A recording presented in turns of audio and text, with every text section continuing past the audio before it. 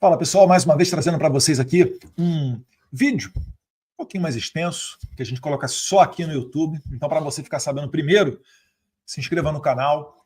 A gente está utilizando cada vez mais essa ferramenta e depois daqui as pessoas vão fazendo cortes, vão jogando nas outras redes, mas aqui no YouTube, no nosso canal, do Eduardo Bolsonaro, é o principal, né, a principal fonte que você vai ter dos meus vídeos, as minhas opiniões e principalmente aquilo que está acontecendo aqui nos Estados Unidos. Eu sei que está trazendo muita esperança para o Brasil. Compartilhar com vocês que até com certa frequência encontro pessoas aqui que por vezes se emocionam quando me veem no aeroporto, em alguma localidade. Essa semana eu fui numa loja aqui de material de construção e encontrei com uma brasileira, ela se emocionou muito, falando para a gente não desistir, para seguir adiante. Então, isso é muito legal e eu já adianto para vocês que aqui não tem como voltar atrás, não. Tá?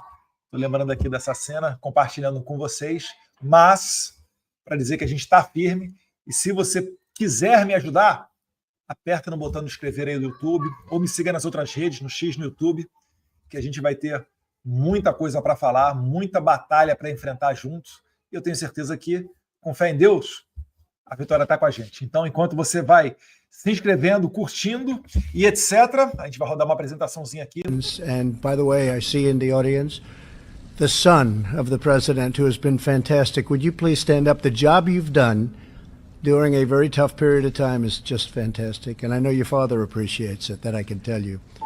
Okay, thank you very much. Fantastic job. Segar Enjeti from... And joining us, Eduardo Bolsonaro. A clear message that we are not going to be a socialist country anymore. Yeah, and it's not just like the Supreme Court as a body. It's like you have one main justice. His name is Alexandre de Moraes. En Brasil, José Antonio Cast, Eduardo Bolsonaro y Javier Milei se reunieron ahí en Sao Paulo durante la conferencia de Acción Política Conservadora. Eduardo Bolsonaro is a Brazilian politician. He's the son of the president of Brazil. He joins us to respond to Google Glass. Reforçar o que entende como a luta contra o socialismo, dar a conhecer a orientação do Brasil em política externa. Amigos, tudo bom? Estou aqui com ninguém menos do que Matheus Salvini, Santiago Abascal. First, we have to say thank you very much, MatchLab. What you are doing is just amazing. Like, you're the guy in the world when you talk about conservative events, and you are bringing a lot of hope to Brazil. Thank you very much. Si piensa, no, política es muy malo, no quiero mirar esto porque es mucha dolor de cabeza. Dale, entonces, deja que su hijo con 5 o 6 años tal vez vuelve para su casa con orientación distinta. Mi candidato a presidente de México.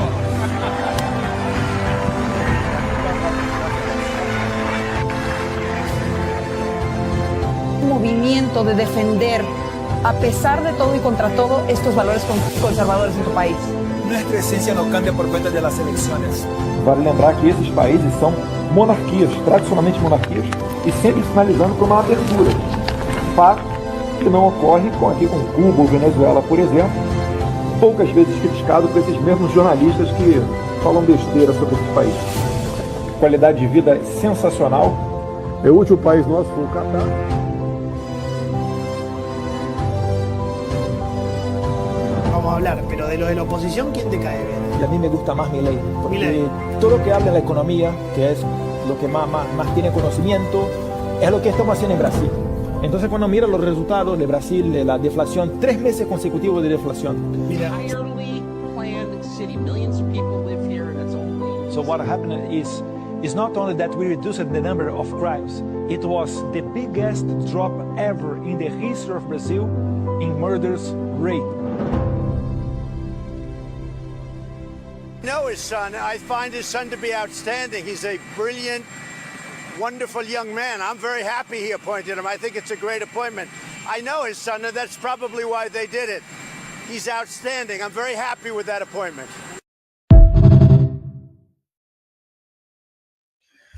Pois é, pessoal, a gente não começou ontem, não. Tem muito tempo. Esses vídeos aí são todos eles de anos atrás, né? Inclusive, eu estou falando do Milei ali antes da eleição do Milei de presidente.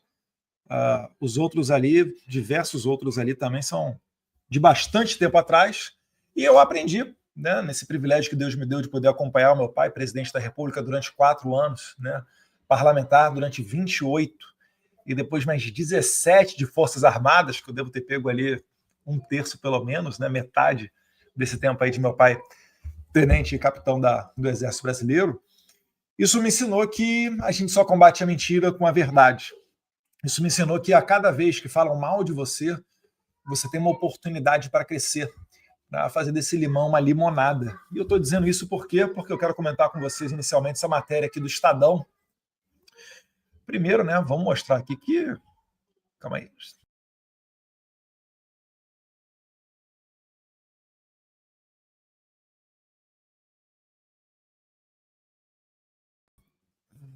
Mas olha só, mostrando para vocês aqui essa fake news do Estadão, o PF diz que Eduardo admitiu que a intenção era anistiar todos. Não era anistiar todos, mas salvar o seu pai. Matéria do Estadão da Carolina Brígido, que muito provavelmente foi o que acabou orientando ali depois Gerson Camarote, Mira Leitão. Se você quiser olhar, botei um vídeo reagindo aos comentários deles, que seguiram essa linha aqui do Estadão, né? Essa matéria falaciosa, para ser eufemista, para respeitar as crianças na sala, que eu não pedi para sair ainda, mas é inacreditável, e a gente vai ver aqui, através de uma análise do vídeo do Paulo Figueiredo, que para mim é a melhor fonte de informação quando o assunto é Estados Unidos. Tá? Várias outras pessoas comentam, são interessantes, são bacanas, mas na minha opinião, se tem um canal que eu vejo quando se trata de Estados Unidos, é o Paulo Figueiredo Show.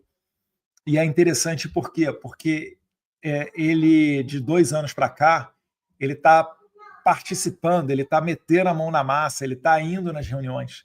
E isso daí traz uma visão única da coisa, que muitas das vezes outros comentaristas, até mesmo de boa fé, mas por ignorância, por não ter uma visão completa de tudo que está acontecendo, acabam não repassando a forma mais correta, a notícia mais correta que vem aqui dos Estados Unidos.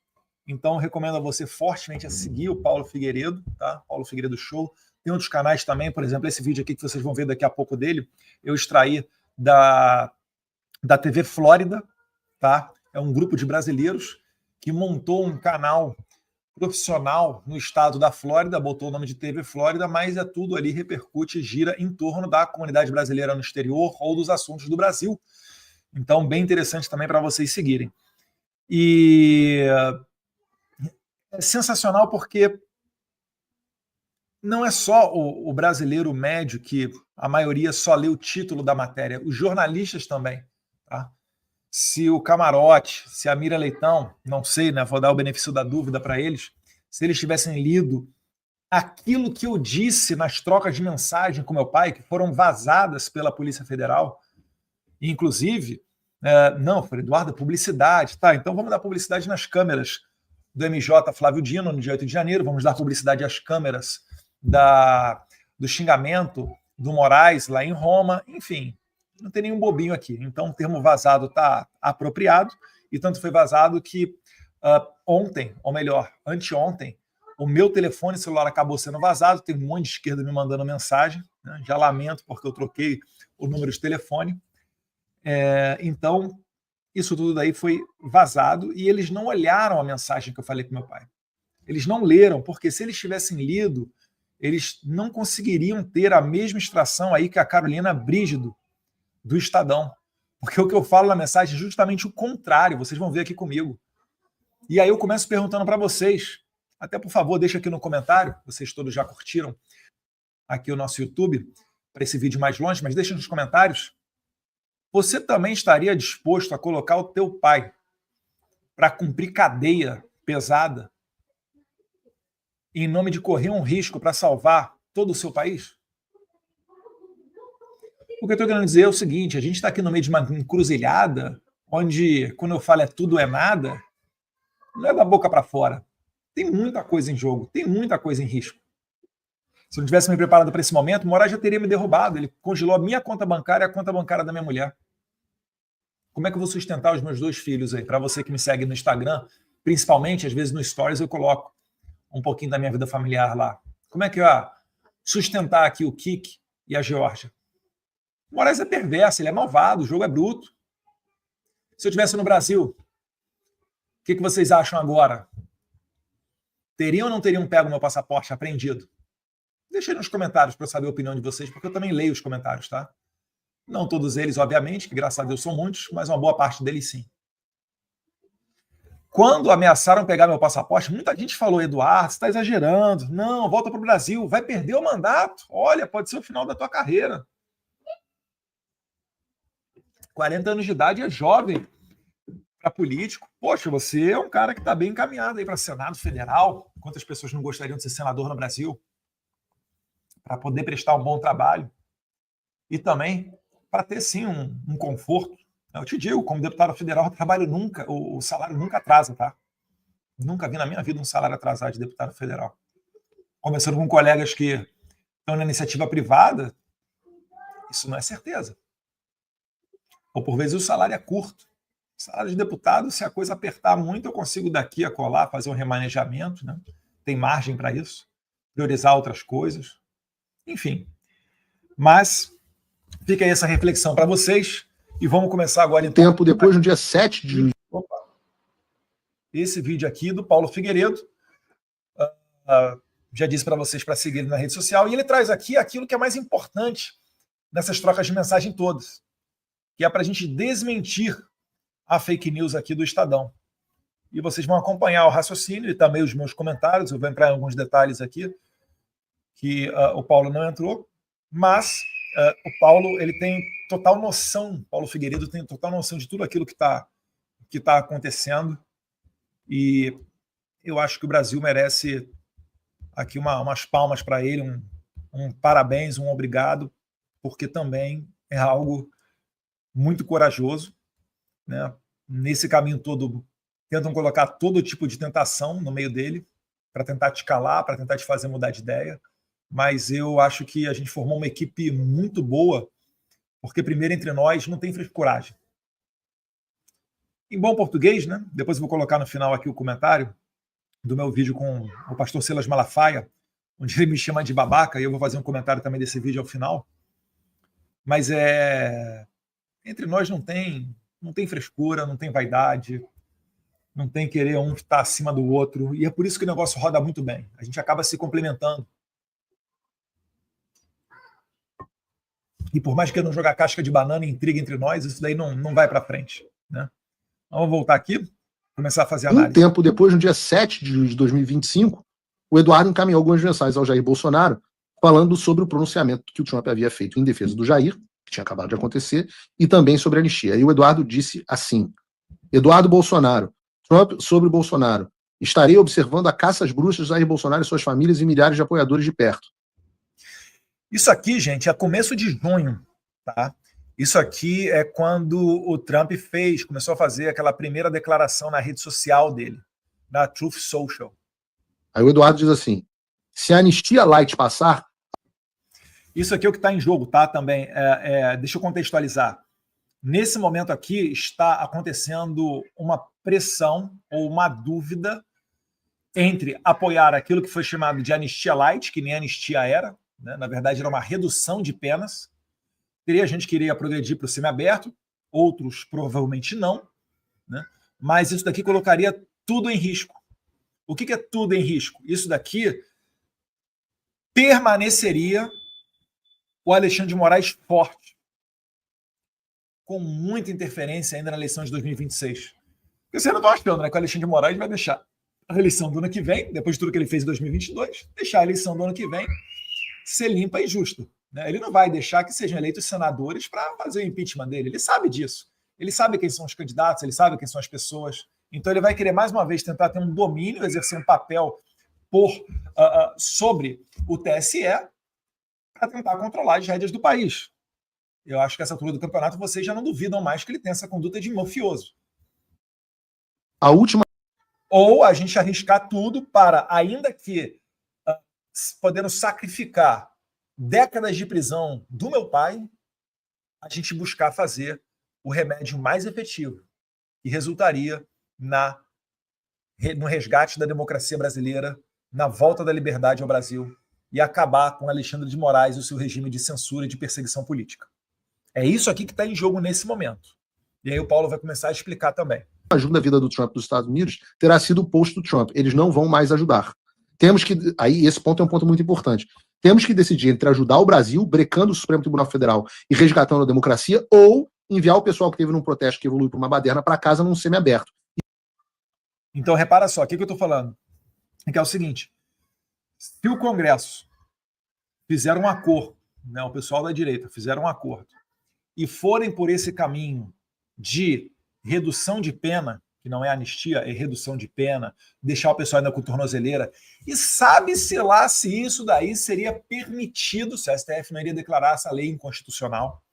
Mas se fôssemos por esse caminho, bem, por que a gente ia correr um sério risco? É o americano olhar isso aqui, a autoridade americana olhar e falar, Eduardo, olha, o Congresso do Brasil se acertou com a Suprema Corte, foram por esse caminho, fizeram um acordo, não sou eu que estou aqui de fora que vou, né, colocar energia em cima disso. Vocês que se resolvam com as suas violações de direitos humanos. Se vocês estão achando que esse daí é o caminho correto, é a solução, bem, aí problema da liderança política de vocês do Brasil. Então é isso daqui que está em jogo. E aí eu falo que se fôssemos por esse caminho, os Estados Unidos não iria mais, né, dar nenhum respaldo na restauração das liberdades, na defesa dos direitos humanos e etc. no Brasil. Talvez pudesse seguir na linha de defesa das empresas americanas. Isso eu acho que sim. Mas a história seria completamente diferente.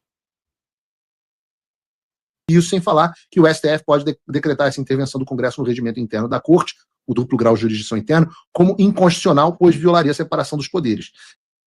É que nesse pacote também estava incluso dali o duplo grau de jurisdição para as ações na Suprema Corte, né? Como a Suprema Corte começou a julgar originalmente o pessoal do 8 de janeiro, o Jair Bolsonaro, o Braga Neto, o Anderson Torres, etc., esse projeto chamado Anistia Light, que é redução de pena, ele também iria prever o duplo grau de jurisdição interno do STF. O que é isso? Os julgados da primeira turma ou da segunda turma comportaria apelar para o plenário. Ou seja, vai sair ali dessa turma que está julgando o Bolsonaro, que é Zanin, Alexandre de Moraes, Flávio Dino, Carmen Lúcia e Fux, acho que é isso, e iria para o pleno, ou plenário, como quiser. E aí eu pergunto para vocês, vocês acham que o Bolsonaro seria absolvido por ser julgado no pleno pelos 11 ministros do STF? É claro que não. Muito provavelmente seria um placar de 9-2 pela condenação do Jair Bolsonaro. Nesse cenário, você não teria mais amparo dos Estados Unidos, que conseguimos as duras penas aqui, bem como estaria igualmente condenado final de agosto, que é onde estamos agora. O julgamento. Vejam que o Eduardo está falando isso em junho. Então, olha só, mais uma vez, essa troca de mensagem aqui é de junho, e eu estou prevendo que o Bolsonaro estaria condenado no final de agosto. Na verdade, o julgamento dele está marcado para 12 de setembro. Mas eu já estava lá atrás cantando a pedra. O julgamento é em setembro. Eu acho que não vale a pena, mas te oriento a buscar o conselho com outras pessoas. Ainda assim, humildemente, eu falei para o meu pai, falei, olha, essa é a minha opinião. Tem o caminho da Anistia Light, tem o full victory ou full defeat, mas eu acho que a gente tem que ir por esse caminho aqui do 100% vitória, 100% derrota, que ao final das contas é o caminho que a gente acabou adotando. Tá? Mas, ainda assim, achando que eu estou certo indo por esse caminho, se você quiser, se consulte com outras pessoas e veja aí o que vocês acham que é melhor. Porque também, pessoal, vou falar o seguinte, quando... Bom carioquês para vocês, enquanto é o seu que está quando é o seu que está na reta, a coisa muda. Quando é você que tem que sustentar a tua casa, quando é você que tem que pagar a tua conta, quando é você que tem que enterrar o seu ente querido, quando é você que tem que tomar risco, a coisa muda. A cadeira pega fogo, a caneta esquenta, você não dorme. Então, eu estou no momento da minha vida, né? Estou com 41 anos de idade, então eu sei que às vezes é fácil tomar tal decisão, mas nem sempre é a decisão correta. Então, no final da tarde, eu falei aqui pro meu pai, olha, o cara que tem 4 anos de presidência, 28 de parlamento e 17 de exército. Eu falei, olha, se consulte com outras pessoas aí, explica para elas, apresenta os cenários, vê o que elas acham.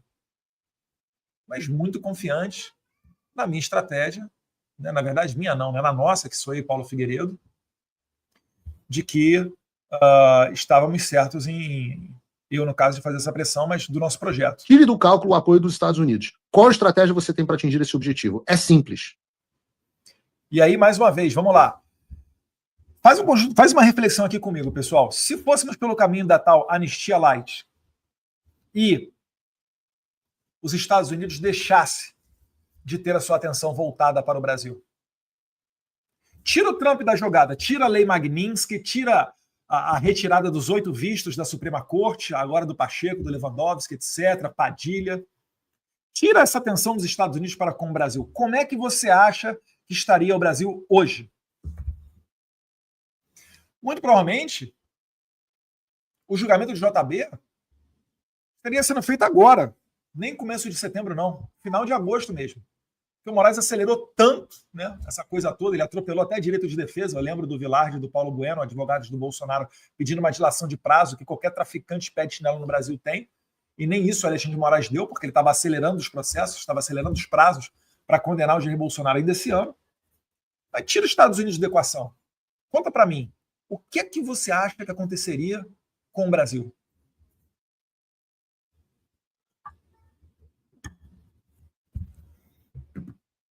Vamos continuar aqui com o Paulo Figueiredo. O que está acontecendo aqui? Ninguém entendeu isso. O próprio Estadão publicou uma matéria. A matéria do Estadão que ele está se referindo é essa daí. Criminosa sobre esse assunto. O que o Estadão publicou foi que esse diálogo mostra que o Eduardo não estava buscando anistia para todos e sim para o seu pai. Vamos aos fatos, a hora de trazer ao público a explicação sobre o que vinha acontecendo. Neste momento, o Congresso ainda não tinha ido para o recesso e todas as semanas vinha a promessa de isso que ele está chamando de anistia light, de botar para ser votada a gente chamava internamente de anistia de pau mole. No governo americano era só soft amnesty. Desculpa as crianças na sala, mas é que o Paulo Figueiredo, ele igual a mim, ele é carioca também. E lá no Rio, né? Não vou repetir aqui o palavrão, mas é vírgula. Anistia soft. A gente chamava de soft também é ao mesmo tempo mole. Então a gente chamava de anistia de pau mole. O que era isso? Era uma provação que seria feita para progressão de regime de alguns presos no 8 de janeiro. Progressão de regime. E, ao mesmo tempo, a outra coisa que seria aprovada seria o duplo grau de jurisdição. O que seria isso? O presidente Bolsonaro poder apelar a uma instância superior. A poder apelar com a instância superior. É a turma do STF. Onde... Aqui ele tem um lapsozinho, na verdade, o apelar seria apelar para o plenário. Mas, se extrair do contexto, consegue entender tudo certinho. Perderia naquele momento de 9-2. Ele concorda comigo também, perderia de 9-2 no plenário. Dos 11 ministros do STF, 9 provavelmente estariam pela condenação dele e 2... Então, a gente está falando de começo de junho, tá, pessoal?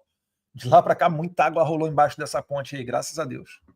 E este acordo estava sendo considerado, para não dizer aceito, este acordo caracu estava sendo considerado pelo presidente Bolsonaro. Então, você tem aqui, neste momento, um presidente Bolsonaro considerando seriamente e orientando o partido nesta direção a apoiar uma anistia de pau mole, que não resolveria o problema do Brasil, não liberaria os presos, atingiria meia dúzia de pessoas com progressão de pena e, para ele, daria simplesmente a possibilidade de apelar um tempo no tribunal, que ele perderia certamente. Na verdade, então, ele perderia certamente, mas ganharia, pelo menos ali, né, 2-3 meses a mais, né, de liberdade enquanto estivesse esperando por esse julgamento. Do outro, você tem o filho falando assim: se você fizer isso, os Estados Unidos vão parar de te apoiar, porque não é, isso para eles é a coisa mais imbecil do mundo. E você vai perder qualquer chance. Não! Nós precisamos de uma anistia ampla, geral e restrita. E isso vai resolver o problema do Brasil. A gente não pode deixar o Brasil refém de meia dúzia de pessoas que fizeram a baderna ou não, que participaram de um protesto. Porque tem os dois. Tem pessoas que participaram do protesto e tem pessoas que participaram de uma baderna. E que essas pessoas vão poder ir para o semiaberto e o Brasil vai continuar nessa desgraça. Não! Essas pessoas não deveriam estar lá. Nós precisamos salvar o país. Nós precisamos botar o país no curso. Deixa eu só abrir um parênteses para vocês aqui, pessoal, para vocês entenderem ainda mais. Eu acho que a maioria de vocês já conseguiu entender, mas para vocês entenderem ainda mais o que está se tratando aqui. Vocês lembram, por exemplo, no Dia das Mulheres, o Moraes, inclusive isso aí agora veio pelas mãos de Michael Schellenberg, né, no Vaza Toga 2, a continuidade da Vaza Toga 1, que o Glenn Greenwald não teve mais autorização da Folha para publicar, para você ver o tamanho do escalabro da arbitrariedade que ocorre hoje no Brasil, mas você viu ali que o Alexandre de Moraes ele segurou a prisão de várias mulheres para soltá-las propositalmente no dia 8 de março, como um sinal de não, o Moraes é humanitário, o Moraes está preocupado, as mulheres, etc. E depois, assim como ele mandou a Débora Rodrigues para casa, depois ele prendeu de volta. Assim como ele mandou a senhora Iracina Gacha, que tem mais de 70 anos de idade, para casa, depois ele mandou de volta para a cadeia. Então, nada pode ser assegurado em termos de Alexandre de Moraes. É por isso que eu bato na tecla da psicopatia. O que ocorre na cabeça do Alexandre de Moraes é impossível de você conseguir prever. E ele tem total descontrole. Ele é uma pessoa com poderes ilimitados. Eu sei que tem gente até dentro da Suprema Corte que teme o Alexandre de Moraes. E ele trabalha para isso. Ele quer ser visto como um ditador de toga que é temido pelos outros. Aquela sessão de fotos que ele fez para uma imprensa internacional, né? Acho que foi até no dia do recebimento da denúncia de Jair Bolsonaro, se não estiver equivocado, dele com capa, se vestindo e se olhando assim, etc. Aquilo dali é a cara do narcisismo do ditador. É a figura todinha dada desse estereótipo. Então não tem como a gente confiar nesse cara e achar que, fazendo essa, entre aspas, anistia light, que isso seria a solução dos problemas. Tu vê só, eu, Flávio e Carlos postamos um negócio do Jair Bolsonaro. Ele mandou o Jair Bolsonaro para a cadeia. O que o Jair Bolsonaro tem a ver com a nossa conduta? Olha que loucura, algo totalmente expresso, vedado na nossa Constituição. Aliás, em qualquer nação democrática, né, você não pode mandar uma pessoa para a cadeia devido à conduta de outros, de terceiros. Meu Deus do céu. Então é óbvio que esse não seria o melhor caminho a ser tomado. Mas ainda assim, você teve que debater e ultrapassar esse momento. E é por isso que o Eduardo está perdendo a cabeça com o pai aqui. Porque o pai está querendo aceitar mais um acordo caracu, que é a grande característica do presidente Bolsonaro. É o que eu falo, pessoal. Quando é você que está sentado na cadeira, é complicado porque a pressão ela é complicada, ela é diferente. Isso pode te levar a tomar decisões erradas. Eu gosto de correr, né? Nem se comparando aqui as situações. Mas quando eu corro ou faço alguma atividade física, quando eu estou surfando ou qualquer coisa do tipo, eu fico fadigado, eu fico ofegante, a cabeça piora para você conseguir raciocinar. Para você fazer conta, poxa, quanto tempo falta para o destino aqui? Vou correr 12 quilômetros hoje. Aí já passaram 7 quilômetros 350. Quanto é que falta para chegar ao final? E se eu mantiver esse ritmo, será que eu vou passar aqui, vou dar mais uma volta aqui, ou vou passar da minha casa, etc. É complicado. Com pressão é a mesma coisa. Então, cada um pode fazer o seu julgamento. Eu acho, inclusive, que o Jair Bolsonaro ele tem uma condição de raciocínio emocional muito boa, tá? Porque as pressões são muito grandes. Eu acho que praticamente ninguém tomaria a conduta de querer voltar para o mundo político depois de passar o que ele passou, ainda mais depois de acontecer na eleição de 2022. Mas ainda assim ele está lá, ele está com disposição, ele continua lutando porque ele sabe que é pela pátria dele. Mas realmente, você acertar sempre não dá, né? Você é um ser humano. E a ida de Gilmar Mendes para conversar com o presidente Bolsonaro, a ida de todos esses caras para conversar com o presidente Jair Bolsonaro, é a certeza de que o presidente aceitaria um acordo caracu. Mas o regime ele age dessa maneira também, tá? Ele coloca a pessoa sensibilizada, poxa, botou eu para ser exilado, botou inquérito em cima do Carlos, até do Renan, nosso irmão mais novo agora que é vereador lá em Balneário Camboriú, inclusive foi o mais votado de Balneário Camboriú, já sofreu visita da Polícia Federal. Está aí a PF mais uma vez fazendo escândalo onde não tem, fazendo aquela mesma metodologia de movimentação de dinheiro, ele vai somando as movimentações e transferências para depois botar uma notícia de jornal bem grande, falando, é Bolsonaro, 30 milhões, quando todo mundo sabe que não são 30 milhões que estão no patrimônio do Bolsonaro. Aquilo tudo ali é a movimentação do que ele recebeu de doação via Pix. Todo mundo sabe disso, o próprio COAF vazou isso, e eles, na verdade, vão começar agora uma investigação, que a gente sabe que não vai dar em nada, mas ficam fazendo esse tipo de coisa. Para quê? Para deixar o cara sensibilizado, para deixar ele no canto, para deixar acuado, e aí depois vem com qualquer tipo de acordo para cima dele. E é por isso que o Paulo, aqui na continuidade, ele vai falar algo que é acertado.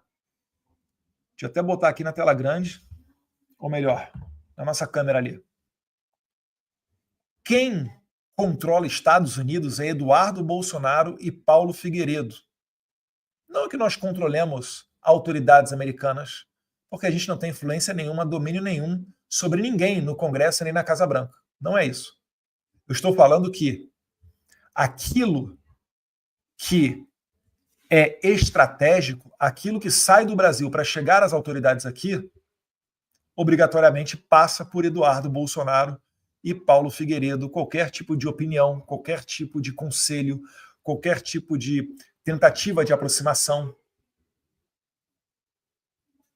Eu estou falando isso aqui para dizer que não tem essa de acordo com Jair Bolsonaro ou quem quer que seja.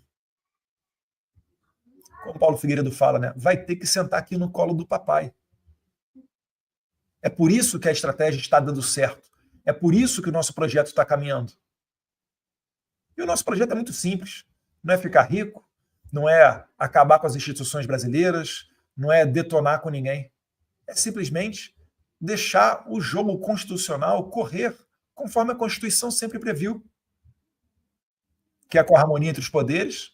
Lembrem lá do post do Christopher Landau, 02 do secretário Marco Rubio, né? O deputy, como a gente fala aqui, ele é o braço direito do secretário Marco Rubio. E a gente sabe que a perseguição vai acabar quando você tiver a condição de colocar uma anistia, porque a anistia ela não representa apenas a liberdade, e isso é o principal, né, dos presos políticos. Todos eles, não só do 8 de janeiro, que são perseguidos pelo Alexandre de Moraes. Daí ela ser ampla, geral e irrestrita. Mas também porque uma vez que a gente possa votar a anistia, significa que a gente conseguiu derrotar o Alexandre de Moraes. Porque o Alexandre de Moraes ameaça os deputados federais e os senadores. Eu sei que tem gente que vai na televisão dizer que não adianta me ameaçar porque, enfim, não funciona. Mas na prática, fica a pergunta. Por que é que o maior partido da Câmara, o Partido Liberal, o PL do Bolsonaro, há 6 meses tem como pauta única e prioritária a anistia e até hoje não é votada? Se quem decide a pauta, ao menos em tese, é o colégio de líderes. Deveriam ouvir o maior partido da casa, ou não. Vou explicar para vocês como é que funciona. Quando tem uma reunião para decidir a pauta da Câmara, o que ocorre normalmente? O presidente da Câmara escuta os líderes partidários. Eles vão lá numa mesa, normalmente terça-feira tem sessão, então terça-feira, na hora do almoço, mais ou menos, costuma ser assim. Ou então no final da semana, né, lá pela sexta-feira. Eles se reúnem e cada líder de partido faz 2 sugestões de pauta. Eu quero o projeto X e o projeto Y. Tá? É muito comum que, para esse projeto ser votado, o presidente da Câmara ele pergunta: prezado líder, esse projeto já conta com requerimento de urgência? Requerimento de urgência é quando mais de 257 deputados já assinaram a favor daquele projeto, para ser pautado, para ser urgente. Isso daí, na verdade, é o quê? É o termômetro. Isso daí é a materialização do sentimento da casa de que vale a pena analisar porque aquele projeto será aprovado. Tá bom? E também vale, olha o poder do líder. A assinatura de um líder vale pela sua bancada. Então, se o PL é um partido que hoje tem, acho que 92, 93 deputados, quando o líder do partido, no caso Sócrates, pega um requerimento de urgência e assina, ele está colocando ali 92 assinaturas. Então, se você pegar a assinatura do líder do PL, né, sei lá, do MDB, do Isnaldo, você pega, sei lá, do Partido Progressista, vai pegando ali do Lira, do Brito do PSD, já fechou. Aí você já tem 257 assinaturas de liderados para o requerimento de urgência. Tendo requerimento de urgência, aí vai lá para o líder, e o líder com esses conselhos, o presidente da Câmara com esses conselhos dos líderes, de 2 projetos de cada um, ele vai organizando a pauta, porque o líder, o presidente da Câmara, ele tem um poder de agenda. Mas é assim que ele vai construindo a pauta da Câmara. É claro que ele, enquanto presidente, ele tem um poder de privilegiar aquilo também que ele quer colocar em pauta, porque ele tem muito poder. Via de regra, se ele tiver uma boa relação com os líderes, ele até pode pegar na hora ali a assinatura de vários para aprovar um requerimento de urgência na hora da reunião e pautar aquele projeto. Então, assim é que é feita a pauta da Câmara. E o projeto da anistia, ele já tem mais de 300 assinaturas. Muito mais do que as 257 mínima para aprovar um requerimento de urgência, ou mesmo para quando a matéria vier a plenário ser aprovada. É por isso que eu estou batendo na tecla aqui. Poxa, o PL é o maior partido da Câmara. Por que então, presidente Hugo Mota, Vossa Excelência não pauta o projeto? Porque não dá para você falar em Ulisses Guimarães, até uma boa referência quando da sua posse, eu estava lá, eu assisti, levantou a Constituição, eu achei um baita discurso. Não vou concordar 100%, mas natural da democracia também. Mas por que é que você não continua nessa pegada democrática? Isso não é sinal de submissão, não. Porque a gente ficou sem saída. O que a gente vai falar para o nosso eleitor? Pô, vocês são o maior partido da casa, aí tentam colocar um projeto que para vocês é prioritário, e basta o presidente da Câmara falar que não? A gente está reagindo de alguma maneira. Agora, pode ter certeza, a partir do momento em que for colocado em votação, vai acabar essa pressão em cima de você, Hugo Mota. E se o projeto for rechaçado, acredito que não será, mas imagine que seja rechaçado,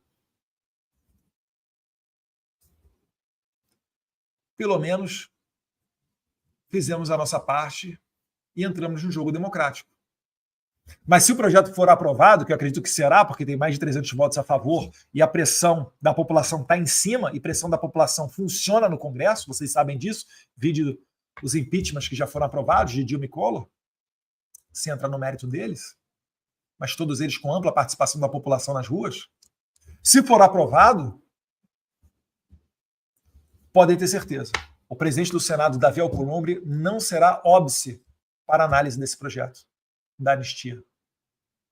Porque o Davi Alcolumbre também está muito desconfortável com a intervenção do STF no Congresso Nacional. Ele falou, coisa de um mês atrás, isso daí abertamente.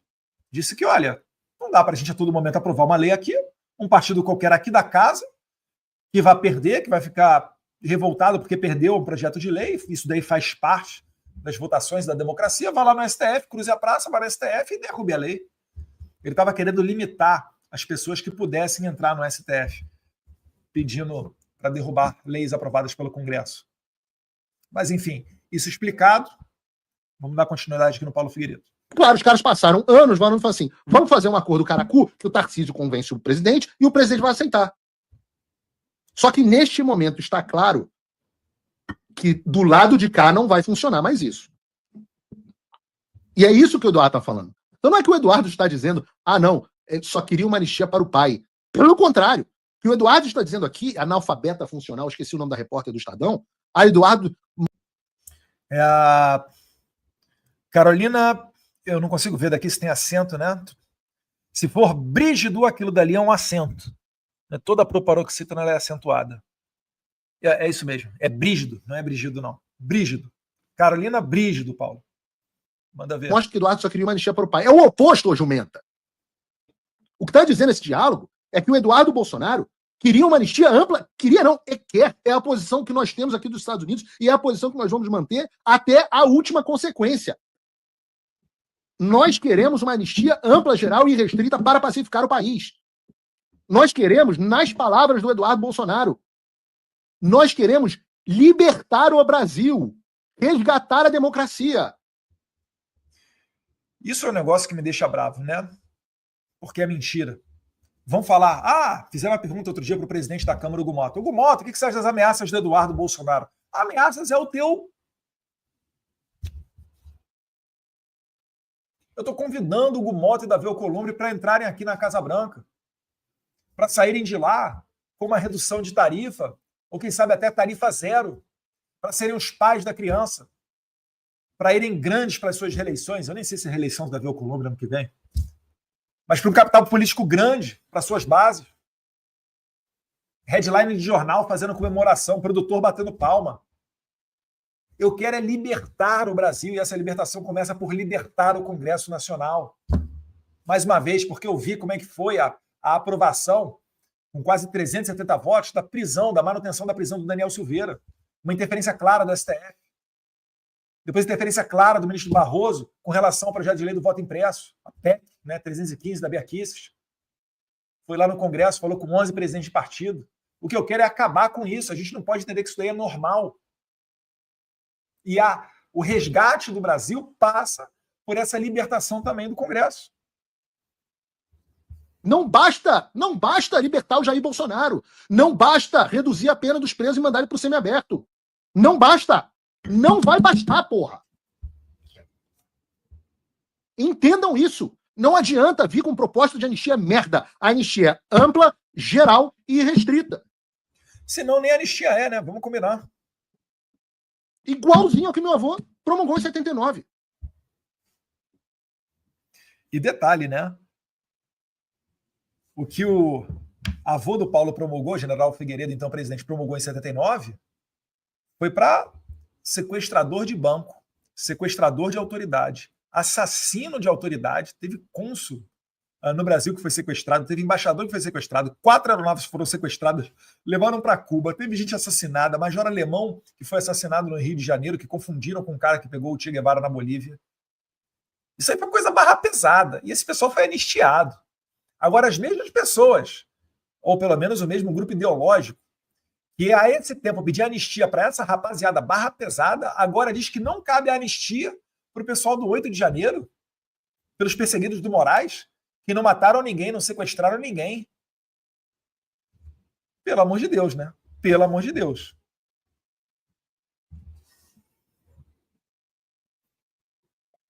Custa entender isso? É difícil? E é por isso que a gente briga com as pessoas. É por isso que tem as tretas públicas. Porque a gente está empurrando as coisas para um lado e as pessoas estão empurrando para os outros, para o outro lado. Isso é em 7 de julho. O Trump tinha se manifestado, mas não tínhamos ainda a lei Magnitsky. Acho que não tínhamos nem tarifa. Por isso que ele está dizendo. O Trump se manifestou a seu respeito, mas ficou por aí. E a gente estava em Washington trabalhando para que houvesse coisas mais concretas. Eduardo continua. Amanhã eu vou acordar de olho nas redes do Trump, torcendo para que amanhã ele já traga novidades sobre novas ações. Então, repara só. Eu não tenho problema nenhum em dizer que a gente não tem influência sobre o Trump, sobre o secretário Rubio, sobre o secretário Bassett. A gente leva notícias, documentos, a verdade, no máximo, quando nos dão espaço, conselhos e sugestões. Mas só o fato de você conseguir ter, por vezes, um canal direto com essas pessoas, isso já é uma grande coisa. Não ache você que é qualquer um que senta com o secretário Scott Bessent, que está talvez aqui na segunda posição mais importante do mundo, logo atrás do presidente Donald Trump. É o cara que tem a chave do cofre, o cara que tem a política econômica americana, a potência número 1 do mundo. Quantas pessoas não querem falar com esse cara? Eu e Paulo Figueiredo a gente conseguiu. O Haddad não conseguiu. Então isso aí não é fácil. Quando vocês viram aqui na apresentação o meu vídeo ali falando com o Sheikh Mohammed bin Zayed, Mohammed bin Salman, né, Tamim do Catar, o rei Hamad lá do Bahrein, aí fala com Trump, fala com Milei, José Antônio Queiroz do Chile, Abascal da Espanha, André Ventura de Portugal, Eduardo Verasteg no México. Não achem vocês que isso daí é um relacionamento que você constrói da noite para o dia. Existem, inclusive, né, empresas especializadas em fazer esse tipo de treinamento, de relacionamento. Para vocês terem noção, eu participei de uma imersão, foram 3 ou 4 dias, do G4 Educação, curso lá do Thales Gomes, que eu sigo na rede social, aconselho vocês a seguirem também. Sensacional. E olha que eu sou da área pública, mas tinha muita coisa ali para aplicar no meu gabinete e aplicar nas eleições. E era um curso voltado para a área privada. Ali, numa das aulas, eu não vou lembrar agora se foi o Alfredo, eu acho que foi o Alfredo, um dos professores, que ele fala basicamente o seguinte, ele fala, olha, gente, tem gente nesse mundo corporativo, do business, das empresas, que eles, por exemplo, querem ter aproximação com uma pessoa para fazer uma oferta de compra ou venda de uma empresa, vamos dizer. Eles descobrem qual clube que o cara frequenta e qual esporte ele pratica. Ah, não, ó, esse CEO aqui joga tênis. Bicho, para ter um relacionamento, o cara começa a aprender a jogar tênis, para depois ir no clube, para começar a caçar uma oportunidade de trombar com o cara, trocar um contato, frequentar o círculo dele, para depois, talvez de anos, influenciá-lo a vender a sua empresa. Isso acontece. É por isso que eu falo, não acho. Eu não cheguei a fazer isso não, tá? O meu negócio foi muito mais espontâneo. Né? O Papai do Céu olhou para mim e falou, vai lá, Eduardo, tá na tua bola. Vou deixar teu pai focado nos problemas do Brasil, mas vou te dar uma corda aqui para você rodar o mundo.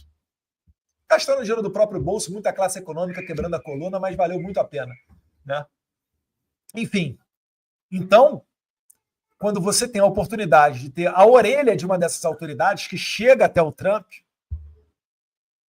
ou da família dele, ou dos amigos dele, isso já é coisa demais. E eu sei que não vai ser uma delegação de alto nível de senadores que vai conseguir chegar tão longe. Sabe o que acontece hoje em dia? O pessoal que tenta bypassar a gente?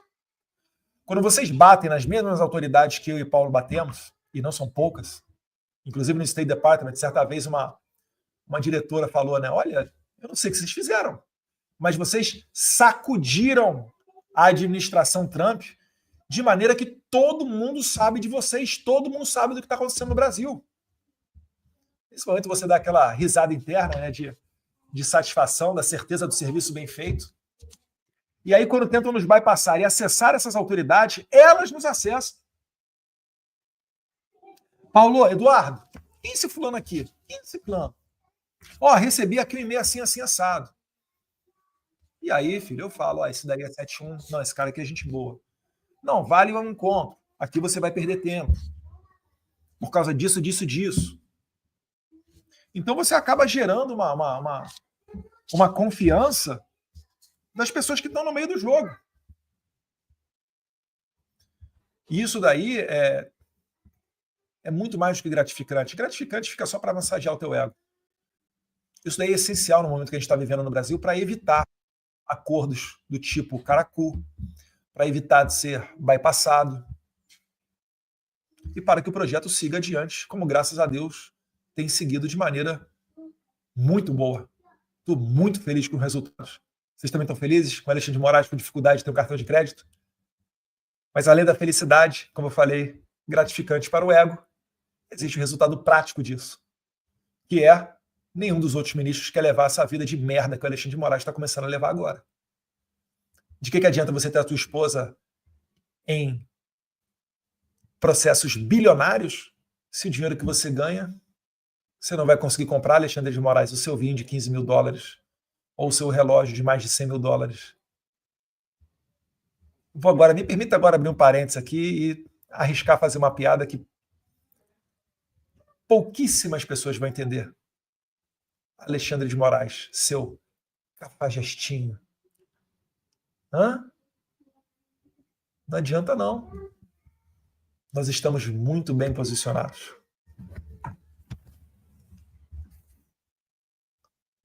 Claro, nós estávamos ali na iminência das tarifas serem anunciadas. Que, lembrando, eu sempre disse publicamente, a decisão das tarifas foi do presidente Trump, mas nós sabíamos, tinha agendado a reunião com o presidente Trump.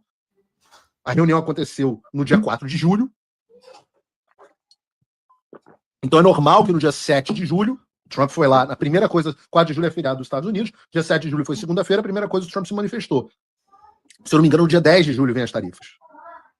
Dia 9 ou 10 de julho. Aliás, foi dia 9 de julho, um dia antes do meu aniversário e na data das mais importantes, não a mais importante, né? Eu acho que é a mais importante para todos os paulistas. Eu não sou paulista de nascença, sou de coração, mas é da Revolução de 32, 9 de julho, MMDC. A gente não segue ninguém, a gente é que conduz. Dias depois do dia 9 de julho, o Eduardo conversa com o Jair sobre a nota que seria publicada em seu nome. Lembra?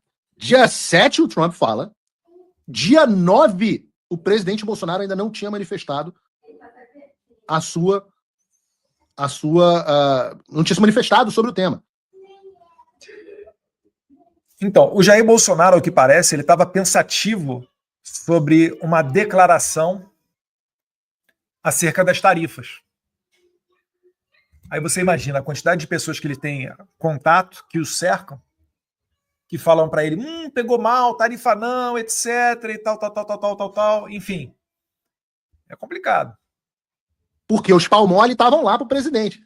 Não, temos que pegar leve. Eu vou ler a nota, e eu tenho muito orgulho dessa nota, porque eu acho que o tom dela é absolutamente perfeito. Ela diz o seguinte: nota do ex-presidente Jair Bolsonaro. Recebi com senso de responsabilidade a notícia da carta enviada pelo presidente Donald Trump ao governo brasileiro, comunicando a criação da chamada tarifa Moraes. Então isso foi no dia da comunicação da tarifa Moraes. Mas já depois da comunicação do presidente Trump. O Trump ele tinha feito uma série de posts, né? Acho que foram 3 dias pelo menos de posts, alguma coisa assim. E depois, ao final, veio a tarifa naquela carta feita para o Lula. Que essa tarifa, acho que foi dia 9 de julho. E demorou um tempinho ainda para o Bolsonaro fazer a declaração. E isso está me deixando um pouco inquieto. A medida é resultado de... Olha que perfeição. Chamada tarifa Moraes. Primeira frase da manifestação do presidente Bolsonaro, ele já está dando o nome que ele quer que a imprensa chame. A medida é o resultado direto do afastamento do Brasil dos seus compromissos históricos com a liberdade, o Estado de Direito e os valores que sempre sustentaram nossa relação com o mundo livre. O Paulo está lendo aí a sugestão de nota para o Jair Bolsonaro. Isso jamais teria acontecido sob o meu governo. Isso jamais teria acontecido sobre o governo Jair Bolsonaro, que seria para ele assinar essa nota. Alguém falou de economia aqui? Não. O resultado é o afastamento do Brasil com os compromissos históricos de liberdade e Estado de Direito. Aí ele vai. Essa caça às bruxas, termo usado pelo próprio presidente Trump, isso ele manteve na nota dele, não é apenas contra mim. É contra milhões de brasileiros que lutam por liberdade e se recusam a viver sob a sombra do autoritarismo. O que eu tenho pedido no Paulo Figueiredo Show há séculos? Que o presidente pare de dizer essa é uma perseguição contra mim. Eu digo, essa é uma perseguição contra você. Eu só estou no caminho das pessoas. E repara só, né, que é a mesma coisa. O Paulo está muito certo, claro, também, né, jornalista. É o que a imprensa tenta fazer comigo.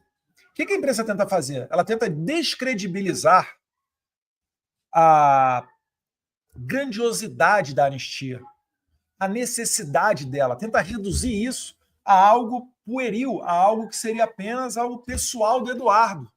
É o Eduardo Bolsonaro brincando de um conflito entre as duas maiores democracias do Ocidente para preservar apenas o pai dele. Então a imprensa ela quer botar essa narrativa aqui. Ela quer colocar a narrativa de quê? De que o Eduardo ele só quer anistia, não é para todos, mas para somente o seu pai. E aí o Paulo bate na tecla de que não. O que está em jogo é a liberdade de expressão, de imprensa, de consciência e de participação política. Ele manteve isso. Conheço a firmeza e coragem de Donald Trump na defesa desses princípios e ele já demonstrou mais uma vez que não recua diante de tiranos. Olha que nota perfeita.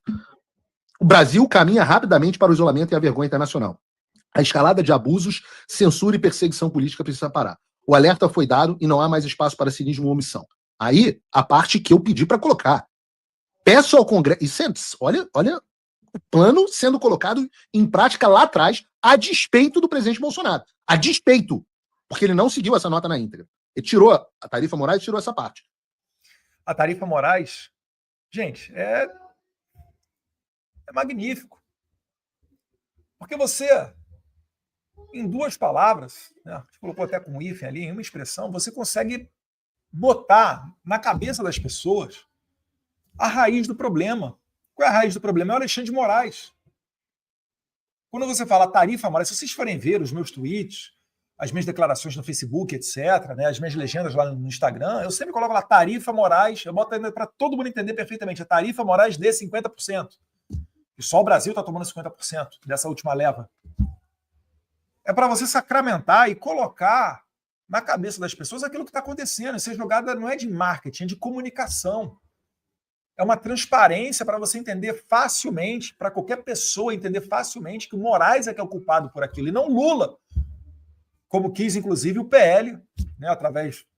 E aí fica a minha crítica aqui ao Duda Lima, que fez várias peças colocando o Lula no centro da atenção. Não é o Lula. É o Moraes.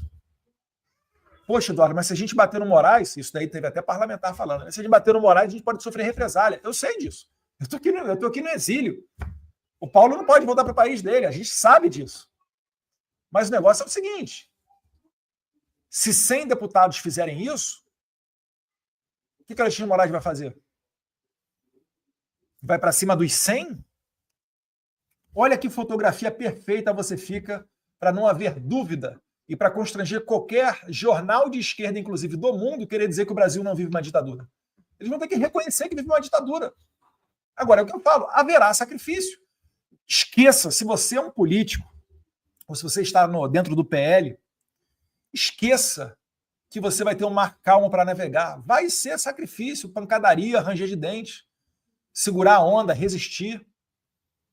Mas a vida é sobre isso. Nós somos aquele 10%, né? Nós somos o fazendeiro do filme Patriota, lá do Mel Gibson. Nós somos aqueles fazendeiros que se revoltam, né, contra a ditadura, né, contra as ordens da coroa britânica de aumentar o imposto do chá, que se reúne, pega em armas e vai para cima.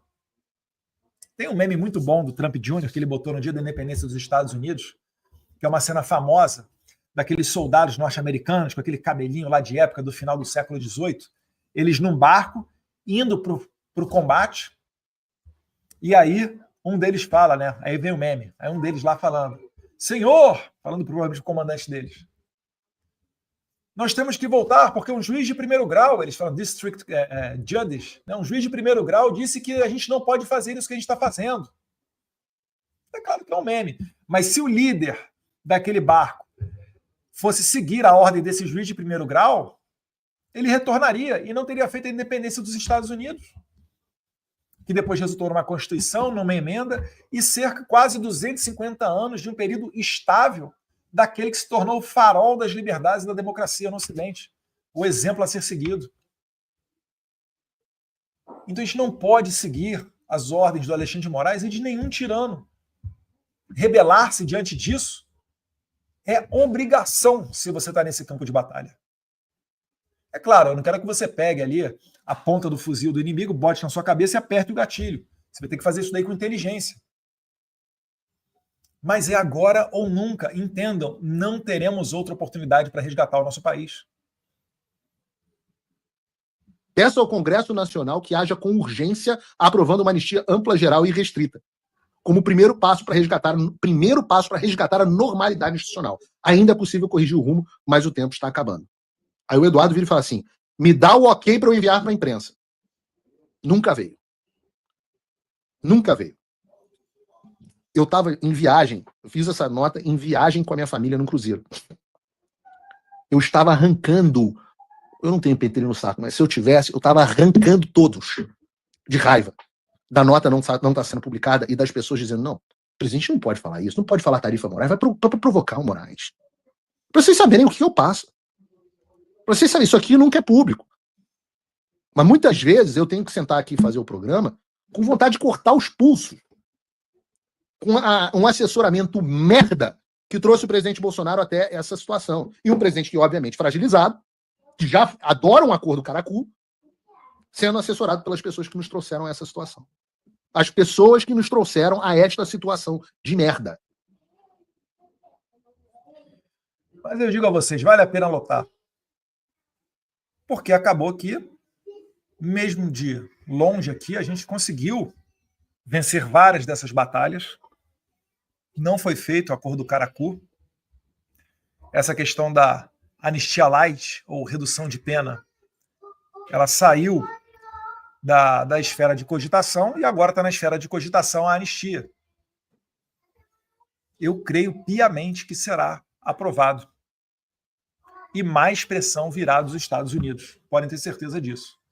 E aí, para finalizar, meus caros, deixa eu tirar o Paulo daqui. Gostaram aí do Paulo Figueiredo Show, Eduardo Padrão, Eduardo Bolsonaro? Ó, o fundo aí da tela.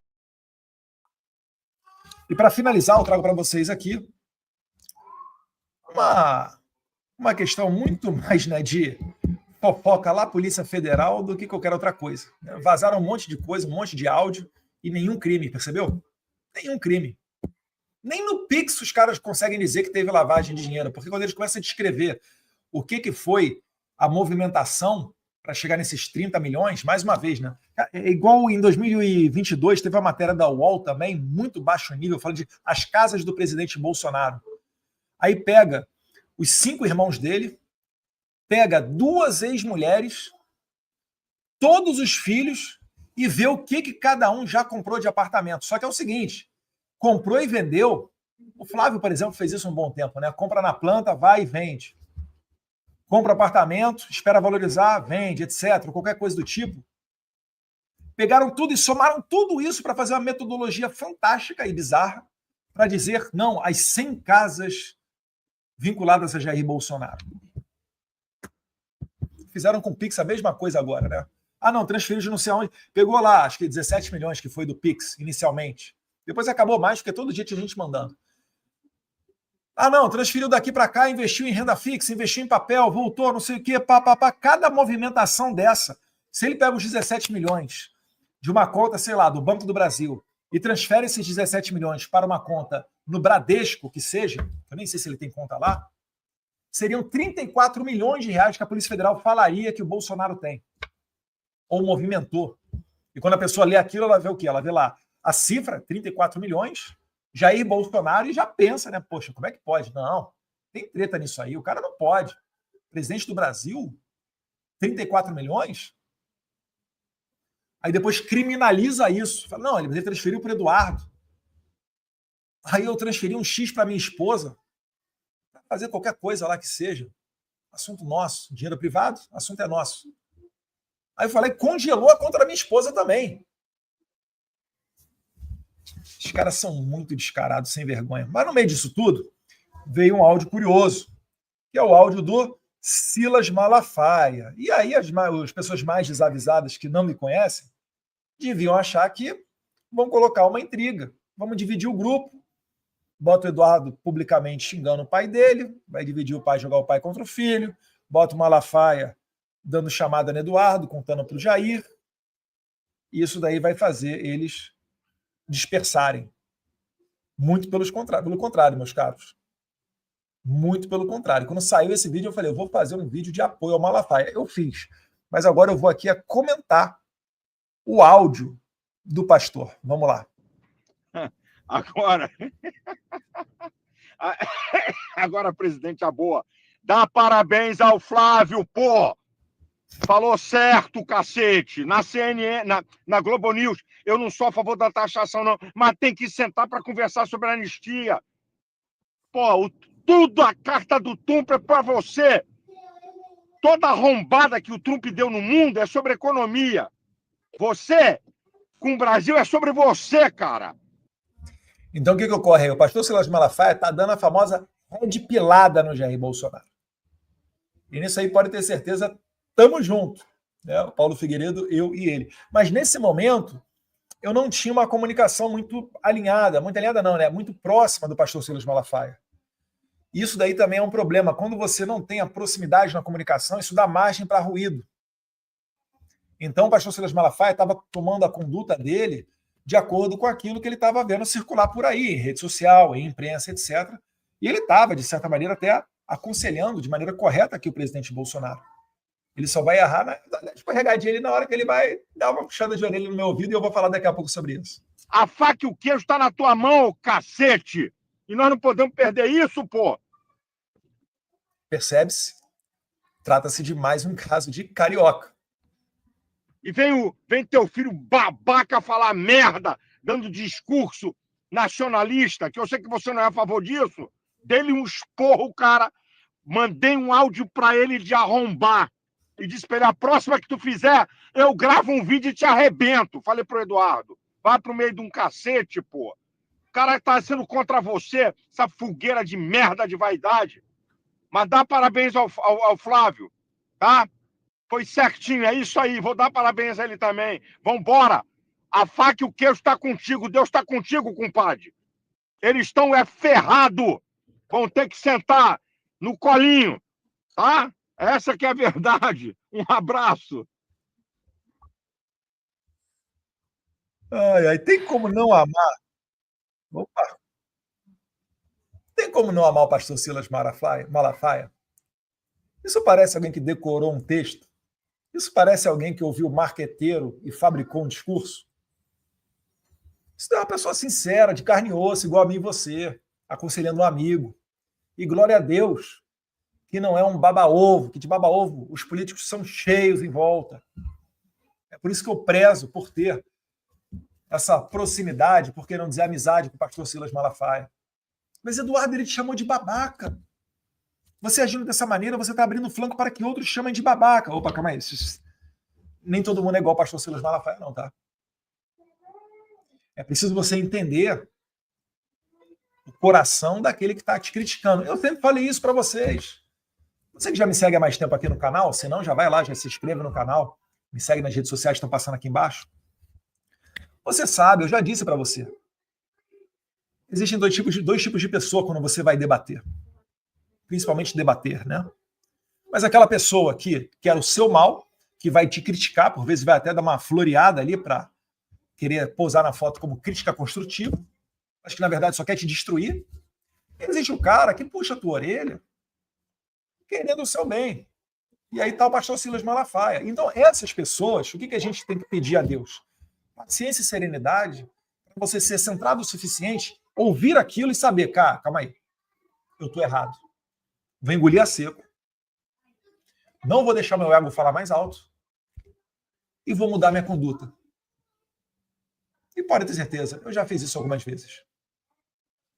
Ou então, você vai ver aquilo e vai falar, calma aí, cara.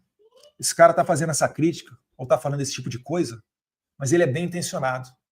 Ele está falando isso porque ele não tem a mesma visão que eu tenho, ou não tem a noção do cenário completo. Porque se tiver, com esse bom coração, ele vai entender que ele cometeu um erro. Eduardo, você está falando que o pastor errou? Não, eu estou falando o seguinte, que quando eu sentei e conversei com o pastor, tudo se alinhou e tudo bem. Estamos no mesmo time, o time dos Red Pilatos. O time que sabe que o certo a fazer, que tem fé em Deus, que sabe que vai dar certo. E sobre o áudio dele, eu confesso, eu não me recordo de ter recebido um áudio do pastor nesse sentido. Mas muito provavelmente ele deve ter mandado e caiu no meio dos vários WhatsApps que eu recebo. E eu confesso, eu sou muito ruim mesmo de telefone, de WhatsApp, SMS, etc. Eu sou ruim. Vai fazer o quê? Eu sou cobrado aqui dentro de casa para dar atenção para minha família, corretamente. Graças a Deus eu tenho uma mulher que se preocupa com a família, puxa a minha orelha para eu estar com a atenção voltada aqui para as crianças. Obrigado, Heloísa. Um beijo, te amo. Então eu não consigo estar toda hora olhando o telefone celular. E por vezes vai escapar uma coisa ou outra. Então, pastor, pode ter certeza, né? Em que pese aí o xingamento, eu sei que você faz isso de bom coração, sei que você quer o meu melhor. Hoje em dia, agora acho que não mais, né? Porque agora está proibido da gente se falar, não sei, vou até verificar isso daí. Mas, de qualquer maneira, né? Estamos juntos no mesmo flanco de batalha. E a gente ainda vai, depois da vitória, olhar para trás e ver que esse tempo todo aí valeu muito a pena. Valeu a pena estar do lado certo, lutar pelo certo.